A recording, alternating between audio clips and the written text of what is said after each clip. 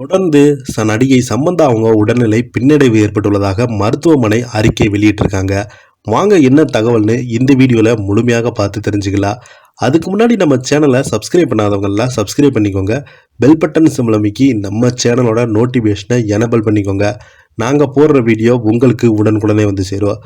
தென்னிந்திய சினிமாவில் பல ஆண்டுகள் காலமாக முன்னணி நடிகர்களின் ஒருவராக திகழ்ந்து வருவங்க தான் நடிகை சமந்தா.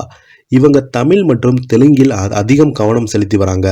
அந்த வகையில் சம்பந்தா நடிப்பில் காத்துவாக்குல 2 காதல், யசோதா போன்ற படங்கள் வெளியாகி ரசிகர்கள் மத்தியில் ஒரு கலவையான விமர்சனத்தை பெற்று வந்தது. இதையடுத்து கடந்த ஆண்டு சம்பந்தா நடிப்பில் வெளியாகி இருக்கும் சகுந்தலம் படம் மாபெரும் தோல்வியை தழுவியது. இதனால் நடிகை சம்பந்தா மனமுடைந்து போய்விட்டாங்க. இதையடுத்து கடைசியாக இவங்க விஜய் தேவர்கொண்டா நடிப்பில் வெளியாகியிருந்த குஷி என்ற படத்தில் நடித்து வந்தாங்க. இந்த படத்தை சிவா நிர்வாணா இயக்கியிருந்தாங்க. இந்த படத்தில் விஜய் தேவர்கொண்டா, சரண்யா பொன்வண்ணன், லக்ஷ்மி ரோகிணி, ஜெயராம் உட்பட பலரும் நடித்திருந்தாங்க. இந்த படம் ரசிகர்கள் மத்தியில் ஒரு நல்ல வரவேற்பு பெற்றது. இன்னொரு பக்கம் கடந்த சில வருடமாகவே சம்பந்தா அவங்களுக்கு மயோசிஸ் என்ற நோயால் பாதிக்கப்பட்டு அவஸ்தைப்பட்டு வந்த தகவல் தான் அனைவருக்கும் அறிந்ததாக இருந்தது. இதற்காக இவர் தொடர்ச்சியாக சிகிச்சை எடுத்து வந்தாங்க. ஆனால் இந்த நோயிலிருந்து சம்பந்தா பூரணமாக குணமடையவில்லை. கடந்த வருடம் அந்த நோயின் தாக்கம் அதிகமாக இருப்பதால் நடிக்க ஒப்புக்கொண்ட படங்கள் வாங்கிய அட்வான்ஸ் தொகை சம்பந்தா திருப்பி கொடுத்திருக்காங்க.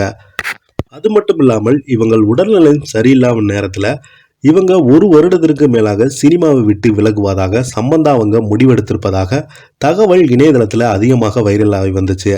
தற்போது இவங்க சிகிச்சையும் மன நிம்மதியின்றி இருக்கிறாங்க. இருந்தாலும் இவர் எப்போதுமே சமூக வலைதளங்களில் படு ஆக்டிவாக இருந்து வராங்க. அந்த வகையில் இவர் ரசிகர்களுடன் தொடர்ந்து உரையாடி அவர்கள் கேட்கும் கேள்விகளுக்கு பதிலளித்து வராங்க. இந்த நிலையில சமீபத்தில் சம்பந்தா ரசிகருடன் உரையாடி இருந்திருக்காங்க. அப்போது ரசிகர் ஒருவர் தனிப்பட்ட வளர்ச்சியை ஒரு ரீலாக மாற்ற விரும்பினால் குரூப்பாக நீங்கள் என்ன சிரிப்பார்கள், வாழ்க்கையில் நீங்கள் கற்றுக்கொண்ட பெரிய விஷயம் என்ன என்று கேட்டிருந்தாங்க. அதற்கு சம்பந்தா, என்னுடைய விருப்பு வெறுப்புகளை எல்லாம் அறியாமல் இருப்பது என்னுடைய வாழ்வில் நான் செய்த மிகப்பெரிய தவறு. அப்போது எனக்கு இருந்த துணையால் விருப்பு வெறுப்புகள் என்னை மறைமுகமாக பாதித்தது.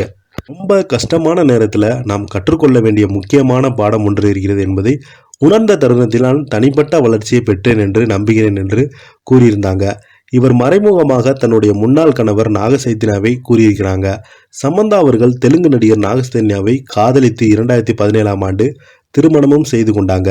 திருமணமாகி சில ஆண்டுகளே இவருக்கு ஏற்பட்ட கருத்து வேறுபாடு காரணமாக விவகாரத்து செய்து கொண்டாங்க. இது ரசிகர்கள் மட்டுமில்லாமல் பிரபலங்களுக்கும் அதிர்ச்சியாக இருந்தது.